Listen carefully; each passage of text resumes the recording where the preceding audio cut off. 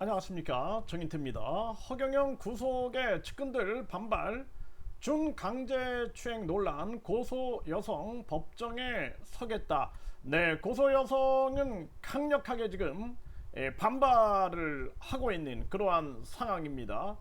네, 허경영 구속의 측근들도 반발을 하는데 그 궤변에 지나지 않다, 이렇게 지금 비판이 나오고 있는 그러한 상황입니다. 그래서 이 허경영 측근이 이런 글을 써가지고 이제 허경영 측근들이 계속 이 글을 퍼나르고 있는데요. 준강제추행혐의다. 강제추행이라는 개념은 국민 대다수가 알고 있는 범죄일 것이다. 그런데 준강제추행 혐의란 이름부터 우선 생소하다. 법리적 의미의 준강제추행이란 형법 제229조에 이렇게 적혀있다. 사람의 심신, 상실, 한거 불능의 상태를 이용하여 간음 또는 추행을 행하는 행위라고 규정하고 있다. 그러니까 심신을 가누지 못할 정도의 술이나 약물을 먹은 사람을 상대로 간음이나 추행을 하는 것을 말한다. 혹은 힘으로는 한거불능 상태인 어린이나 여성 등을 강제로 간음하거나 추행하는 행위를 말한다. 허허, 참 이 민망한 법리를 신인 허경영이나 하늘궁에 적용해보자. 하늘궁은 종교시설이 아니다. 초종교를 지향하는 하늘궁에는 강의장만 있다. 전국 단위의 무료급식을 시행하다 보니 필요에 의해 종교법인도 가지고 있을 뿐이다. 하늘궁은 강의를 전후한 시점에 사람들에게 영적 치유를 하는 시간이 있다. 병마에 시달리는 사람들은 원하는 사람들에 의해 약간의 신체 접촉을 하는 경우가 있다. 예를 들면 기독교에서 행하는 안수 같은 행위다. 안수라고 해도 카톨릭 신부나 기독교의 목사가 밀실이나 폐쇄된 공간에서 하지 않듯이 신인 허경영의 치유도 오픈 공간에서 시행할 뿐이다. 어떠한 밀실도 폐쇄된 공간도 없다. 그런 곳에서 무슨 준강제추행이 발생할 수 있겠는가?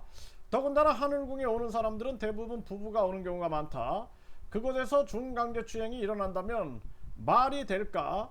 또 사람들이 줄을 서서 어서 자기 차례가 오기를 기다리고 있는 오픈 공간에서 준강제추행이라니, 이렇게 얘기를 했습니다. 근데 여기서 이제 이 준강제추행을 이 한거불능의 상태를 우리가 이제 법률적으로 보게 되면은 이 종교적인 세뇌도 여기에 들어갑니다. 그래서 내가 하나님이다 그러는 거예요. 정명석이가 내가 메시아다, 내가 이 하나님이다, 이렇게 해가지고 심리를 지배한다 그러면 이건 술이나 마약보다 더 무서운 겁니다, 이게. 그래서 이 종교 범죄에서 이자가 자기를 신격화시켰는가라는 게 되게 중요해요. 여기도 지금 신인이라고 쓰고 있죠. 신인이 뭐냐면 우주 만물 창조신에 영이 들어와 있고 이 몸은 재림 예수다라는 거예요. 허경영 논리가 이렇게 해가지고 자기가 재림 예수다, 우주 만물 창조신이다, 하나님이다, 이렇게 세뇌를 시키는 겁니다. 그 무서운 거죠. 이게 무서운 거죠. 특히나 많은 사람들이 뭐 내가 정도령이다, 뭐 내가 뭐 미륵불이다 이렇게 얘기하는 사람들, 뭐 재림 예수다 이렇게 얘기하는 사람들은 봤어도 우주 만물 창조신이다 이렇게 얘기를 하는 자는 처음 봤어요. 그러니까 이게 아주 대단한 거짓말쟁이인 거죠. 그러니까 그동안 대범한 거짓말을 해왔어요. 박근혜랑 결혼하기로 했다. 이 박근혜가 당시에 얼마나 큰 강력한 권력을 가지고 있었습니까? 그런데 이 허경영이 이런 대범한 거짓말을 하는 거예요. 결국엔 박근혜는 대통령이 되지 않습니까? 그런 인물을 상대로 거짓말할 수 있는 게 저 허경영이다. 그리고 박정희 전 대통령, 얼마나 대한민국의 유명한 인물입니까? 삼성의 이병철 창업주, 얼마나 대단한 인물들이에요. 이런 인물들에다가 자기를 갖다 붙여가지고 이병철 양자였다, 박정희 비선이었다, 이런 대범한 거짓말을 하는 자가 허경영이다라는 것입니다. 그러니까 이 자가 이렇게 해서 세뇌를 시킨 것이 이제 이 준강제추행이다, 이렇게 지금 보고 있는 거죠. 그러니까 이 자의 이 글은 굉장히 궤변이에요, 궤변. 그러다 보니까 여기 보면은 뭐 이게 안수 같은 것이다 이런 얘기를 해요. 안수, 기독교나 이 천주교에서 하는 이게 안수 같은 것이다 이렇게 얘기를 합니다. 그래서 이게 과연 이 안수 같은 것이냐, 이게 눈 가리고 아웅하고 있는 그러한 모습이 아니냐라는 생각을 안 할 수가 없습니다. 그래서 지금 여기 보면은 여러분들이 자 여기 사진도 여러분들이 보시면은 요게 안수 같습니까? 요 손이 어디로 가 있어요? 네, 요거 한번 여러분들이 잘 판단을 좀 해보셨으면 좋겠다. 저는 그렇게 생각을 하게 되고요.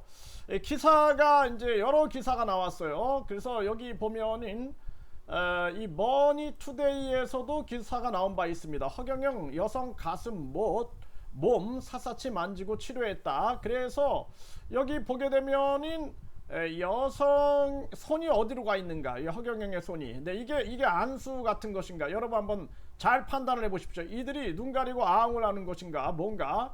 자, 이게 안수 같은 것인가? 지금 여기 허경영이가 여성의 이 얼굴에 손을 대고 있는 이런 사진들이 공개가 됐죠. 그리고 이 스포츠 한국에서도 보면은 허경영 병 없앤다 명목으로 여성 가슴까지 스킨십 충격.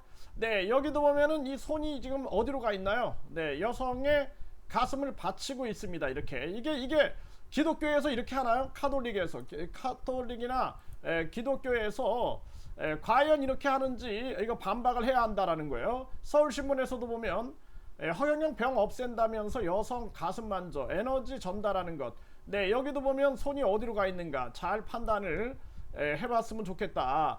네, 여기도 이제 마찬가지인데요. 여기도 보면은 스포츠투데이의 여성 스킨십 논란에 TV조선의 음해다 이렇게 얘기를 했는데, 자 손이 어디가 있어요? 허경영의 손이 여성의 가슴에 밀착되어 있는 이러한 모습이 보여집니다. 과연 이 종교 시설에서 이렇게 하고 있는가? 정말 기가 막힌 일이 아닐 수가 없고요. 그리고 이 TV조선에서 5월 16일에 5월 16일 그러니까 허경영이 구속되는 날이죠. 네, 그날에 이 기사를 내보냈어요. 이 기사 내용을 보게 되면은 여기에서 이 성추행 피해자는 허경영 무릎 위에 불편하게 앉았다 일어났다 했거든요. 목을 껴 안으라고 하더군요. 손을 속으로 집어넣어요. 치마 속으로. 네, 이게 정말 기가 막힌 일이 아닐 수가 없습니다. 그래서 이런 부분들이 나왔고, 그리고 자 여기 보면은 이제 포커스 TV라고 있어요. 유튜브 채널 포커스 TV. 네, 이 포커스 TV 각색 없는 진짜 뉴스 포커스 TV에 보게 되면은 여기에서 이 허경영 관련 피해자들이 등장을 합니다. 그래서 여기 보게 되면은 가슴을 막 쥐어짜 허경영 성추행 피해자 얼굴 공개해가지고 여기에 이제 이 여성이 직접 등장을 하는 그러한 내용이 나오게 됩니다. 네, 그리고 허경영이 시켜서 나간 국회의원 출마자들의 최후, 그리고 딱딱한 걸 자꾸 만져달래. 네, 이런 내용이 나옵니다. 이거 정말 기가 막힌 일이 아닐 수가 없어요. 그래서 이런 내용들이 이미 이렇게 공개가 된 거예요. 공개. 여기 보면은 딱딱한 걸 자꾸 만져달래. 허경영 성추행 피해 여성들 등장. 허경영이 시켜서 나간 국회의원 출마자들의 최후, 가슴을 막 쥐어짜 허경영 성추행 피해자 얼굴 공개. 네, 이런 내용들이 이미 공개가 됐습니다. 눈 가리고 아웅할 수 있는 상황이 아니죠. 그래서 이 허경영 측근들은 이제는 반성과 사과를 해야 할 때이지, 이제 뭐 계속해서 눈 가리고 아웅하다가는 국민들이 철퇴를 내릴 것이다. 저는 그렇게 말씀을 드리고요. 이 허경영 측근들, 이 허경영 부역자들은 빨리 자수하여 공명을 찾아야 된다. 저는 그렇게 말씀을 드립니다. 그래서 허경영을 철저하게 이제 폭로해야 할 순간만이 남아 있다. 그리고 허경영 지지자들도 이제는 허경영의 실체를 바로 알고 제대로 판단할 순간이 왔다. 이렇게 말씀을 드립니다.